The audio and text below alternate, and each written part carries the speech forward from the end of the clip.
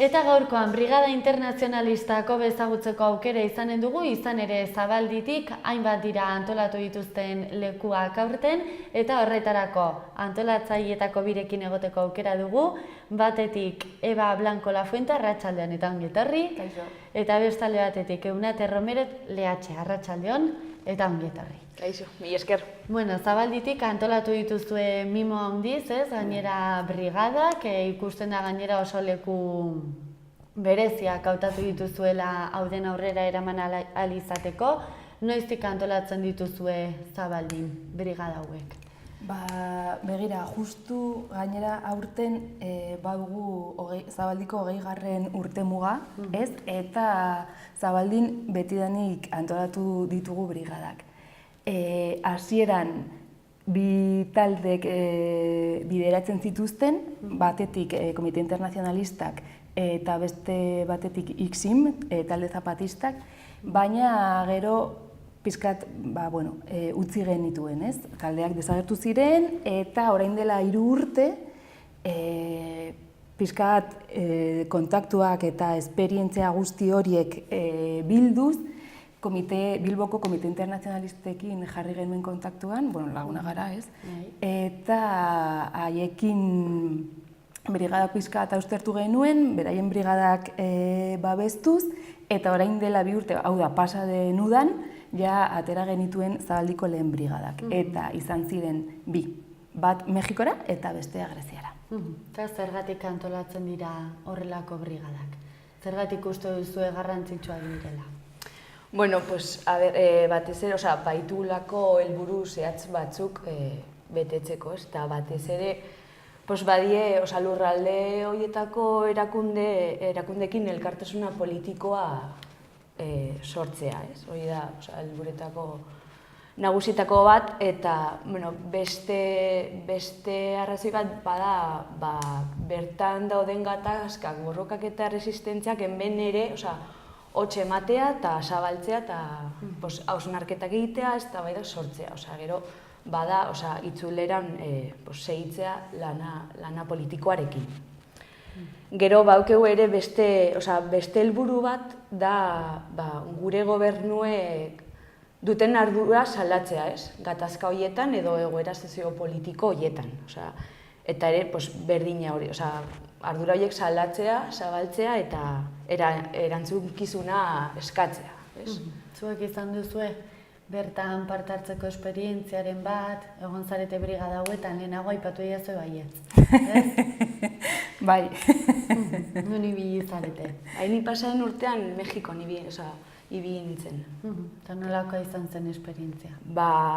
Oso interesgarria eta batez ere asko ikasten da, ez? Hori da, gehatu behar den idei nagusia. Asko ikasten duzula, ez? Badie, beste lurraldeak, beste resistentziarako estrategiak erabiltzen direnak, eta orduan, ikasten duzuna oso interesgarria. Da, ematen dizu nola baiteko, nola esan, irekitzen dizu espektroa, ez? Ikusten die nolako loturak dauden herrialdeen artean eta gure bizitzeko erak nola afektatzen dutenan, gure erabakiak edo nola daude elkar lotuta beste munduko herrialdeekin. Eta gainera ez da berdina, ez? Kontatzen dizutena edo barrutik hori ikustea eta han bertan egotea. Hori da. Eta hori esan dugun bezala elkartasun politiko sareak sortzea, munduan zehar. Eta zu Eba nun ibili zara? Pasaren urtean egon ginen Grezian, eta Eunatek esaten duen bezala oso interesgarria da beste lekuetako borrokak aurrez aurre ikustea, ez? Ze asko ikas daiteke, horretatik, gure borrokaren barruan integratzeko, ez? Adibidez, Grezian oso argi ikusten da eta kaleetatik ibiltzen zarenean ikusten da oso ongi, ez? Nola austeritate politikaren kontra prestatu dituzte gauzak hemen ere aplikatu daiteke, ez? Eta orduan hori ikustea oso aberatsa da.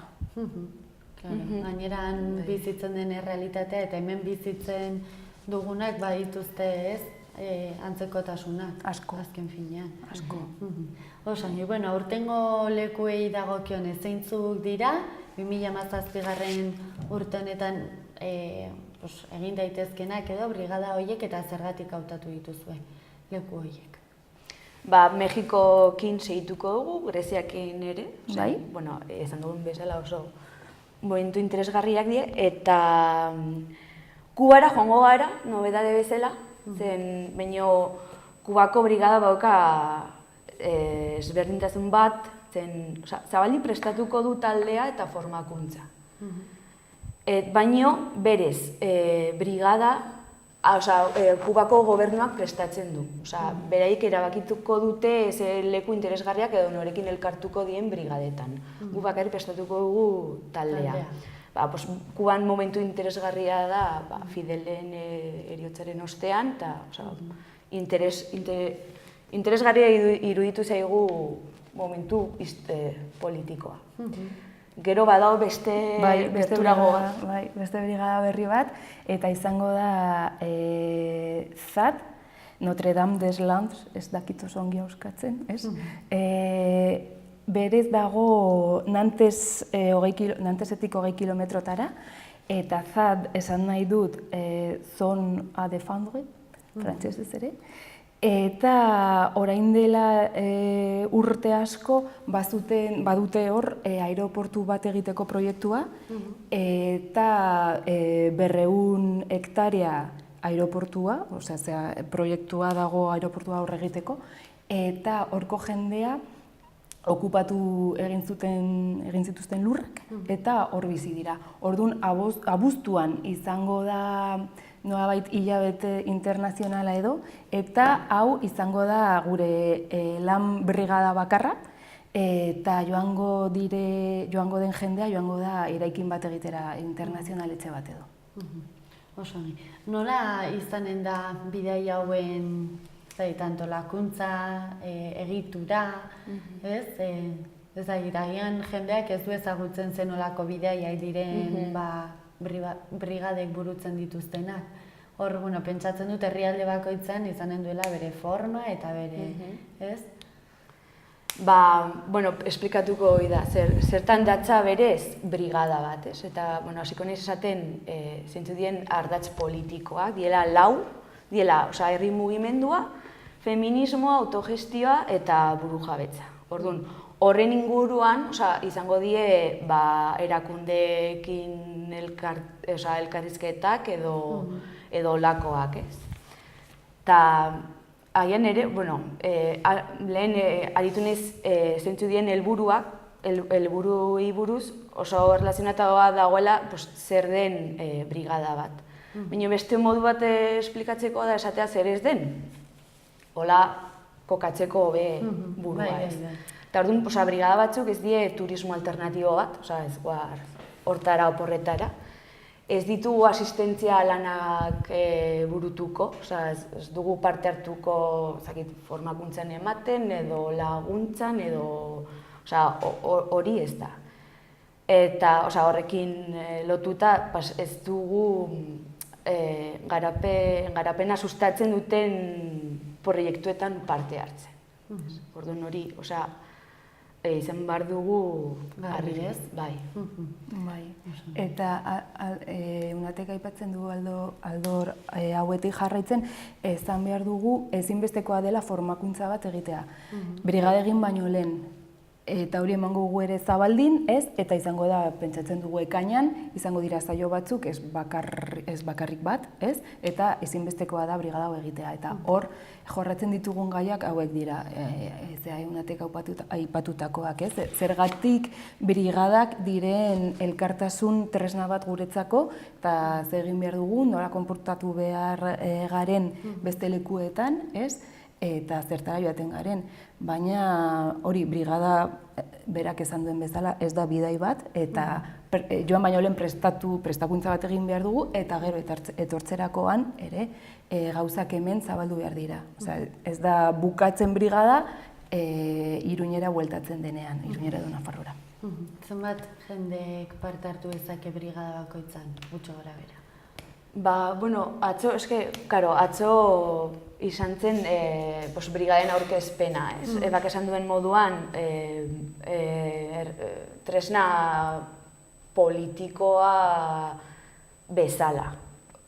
Orduan, atzo aipatu zuten, taldeak 6-5 pertsonetakoa gehienez izatea. Hobi da mugitzeko, ez? Bai, praktikotasunaren ere, bestela. Bueno, beraz, argi dagoena da, edozeinentzako irekita daudela brigadak, baina kontuan hartu behar dela zertarako joaten garen, ez? Bai. Eta nora joaten garen, ez? Bai. Oso ongi. Bueno, horretaz gain, aipatu didazue, gainera hor egitarau bat antolatu duzuela, ez? Atzo izan zenuten brigaden aurkezpena, baina aurrerago ere badituzue hitzordu gehiago, ezta? Bai, datorren astean izango dugu pasaden urteko egon ginen brigadetan, bai Mexikon eta Grezian, egingo dugu hitzaldi bat, ostegunean, arratsaldeko 7:00. Orduan, gonbidatuak zaudete guztiak. Zabaldin. Bai, Zabaldin bertan, hor Nabarreri 25. Eta, bueno, hemen elkarrizketan informazio asko ematen da, ez? Baina ibiez horrelako hitzordu batean, gehiago ikasten da, ez? Oraindikan eta informazio gehiago jaso. Bai, ze kontatuko ditugu hori bilbidea eta ze aski zein taldekin elkartu ginen, eta bueno, bai. Zer ematen dizue brigada batek, zer ikasten da horrelako gauza batean parte hartuz, zuen ustez eta zuen esperientziatik? Bueno, lehenago Eunatek esan du, ez? Uste dugu oso importantea dela beste baten borrokan ezagutzea, ez? Ze gero hemen ere erabil ditzakegun teknika guzti hauek, baina nolabait beste taldeak ezagutza horrekin lortzen da sare bat osatzea, ez? Eta orduan elkartasuna ez da bakarrik guk emandakoa, hori da justu guk ez nahi duguna, ez? Baina joan etorria da eta bai politikan sartzen den elkartasun bat, ez? Tresna bat da, ez dakit. Bai, hoxe. Bai, hori, perspektiba politikoa eta irekitzen dizuna, ez? Eske bidai guztitan bada ikaskizun importante bat, ez? Baina brigada da ikaskizun politiko oso importante bat. Eta hori, perspektiba politikoa, erabatekoa irekitzen dizuna, ez? Zu bizitza hemen, eta zaude hemen gauze batzuk edo kritikoa izaten, politika arloan jorratzen gauzek aldatzeko eta hola, baina beste lekutera joaten zanean, ikusten dituzu hori, transnazionalek, enpresa transnazionalek egiten dituzten sarraskiak eta proiektu zuruntzitsaileak. Hemen, ez? Agian, adibide bat esateko hemen lanpostuak ematen dizkigutenak, ez? Hoi da, dizkigutenak, baina bertan ahidienak, lurrak kentzen eta oso modu zuntzitzailean eta hoize da. Orduan, guzti hori ezagutzea, ez? Kokatzen zaitu, munduan ze lekutan zauden, ez? Baiz, ikusten dauz ongi ere kapitalismoa eta patriarkadoa, ez? Non kokatzen diren eta gure atzean dauden jendea eta zertara, eta zertaraino zuntzitzen diete, ez? Orduan, bai. Bueno, aipatu duzu formakuntza ekainean eginen duzuela, ez?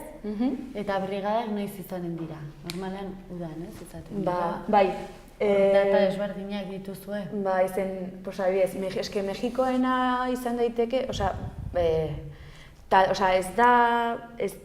epea ez da hain itxia. Taldeak erabakitzen aldu gutxi gora bera, komeni bat zaile iraian joatea, posibilitate hori dago. Gero baina beste brigadetan ez da hola gertatzen, Grezian ez? Grezian iraian. Normalean, gu pentsatzen dugu bedela joatea bigarren 15 aldian, baina hori ere norbaitek baldin badu, ez dakit, arazoren bat edo datekin ikusiko dugu elkarrekin, ez? Eta gero, Kubara joaten da uztailan, eta Fadera esan dudan bezala abuztuan. Bai. Oso, izen ematei dagokionez, nun eman daiteke, zein da epea, hola interesa duen norbaitentzat?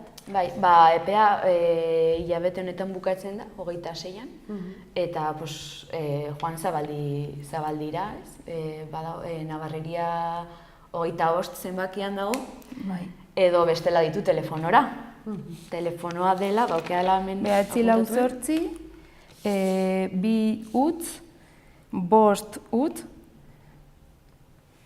Ai, madre. Bai, ez da muigu berriz. 948, 2 06 0 5. Bueno, bestela telefono horiek beti badaikugu badagoela aukera, ez? Bai, web horrian ere badaude datu guztiak. Primeran bikote mila esker. Bukatu baino lehen, markatu. Formakuntza honetan, maiatzak 24an, asteazkenea, hau, izango dugu beste hitzaldi bat, eta hau izango da Kurdistani buruz, ze orain dela gutxi, Neurroz ospatzera Euskal Brigada bat joan zen ara, eta Zabaldiko bikide egon ziren, eta orduan hauek kontatuko dizkigute hor ibili ziren lekuak, eta ze gauzak ikusi dituzte, eta guzti hori. Eta ere, aipatu behar genuke, hitzaldiak eta gero, badugula pintxopote, Iruñeko alde zaharreko gaztetxeak antolatua. Oso ongi.